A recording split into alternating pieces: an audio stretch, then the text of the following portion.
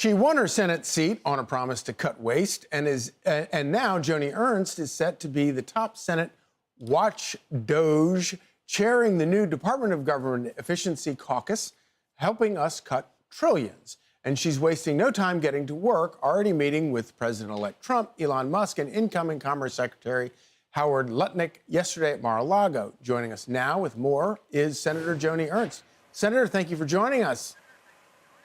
Oh, it's great to be with you, Charlie. I'm so excited about this project.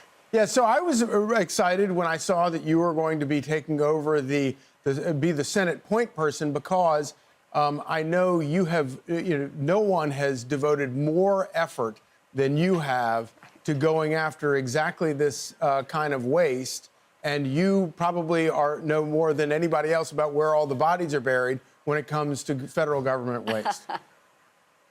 Yes, absolutely, Charlie. When I went into the United States Senate 10 years ago, my promise was to make them squeal. And we are doing just that with the Department of Government Efficiency. I have 10 years worth of work on waste projects. My Squeal Awards go out every single month, where I am identifying waste, fraud, abuse within the federal government, and then proposing the solutions to end that waste. So just for a few examples, some of the train systems that we have in California, our U.S. taxpayers pay for those. There is one train project that costs our taxpayers $1.8 million a day, Charlie, and it is not scheduled to be completed for over a decade. So let's stop this. This is irresponsible spending by the federal government. We can talk about the telework activities that we have seen over the course of the last 3 years, and federal government employees that are simply not working. They don't want the transparency. They don't want us to know that they're only working maybe 10 hours a week. We can talk about the vacant buildings that cost us $8 billion a year, not to include the maintenance, which is nearly that much as well every single year. So there are so many areas, and through these meetings, I sat down with Vivek Ramaswamy this last week, provided him with a blueprint of $2 trillion of savings nearly immediately, was able to meet with Howard Lutnick, Elon, and of course our great next president of the United States, Donald Trump, and visit with them about the goals of DOGE and how we can take all of the research that has been done in my office over the last decade and provide them a very clear blueprint for success.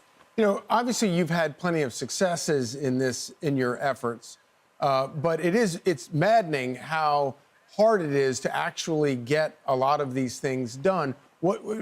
How hopeful are you that with this DOGE effort that you'll be able to sort of get rid of a much higher percentage of the stuff that you do expose? Well, Charlie, that's a great point. It is very difficult, and I have run up against so many different obstacles when proposing legislation to fix some of these spending issues. And what I would point out to the American taxpayers and your viewers is that those that are pushing against cutting this waste out are usually the fat cats that are actually enjoying this government waste. So there's a lot of spending. I have found some good partners on the Democratic side, but we need to see them much more engaged, like going after federal workers who don't want to be tracked when they're teleworking. I've got a great bill that Gary Peters has joined on. So I know that there are partners, but we look forward to working with the caucus and making sure that DOGE is successful. Well, keep up the good work, and we thank you, Senator Ernst. Make them squeal. You betcha, Charlie. Thanks so much.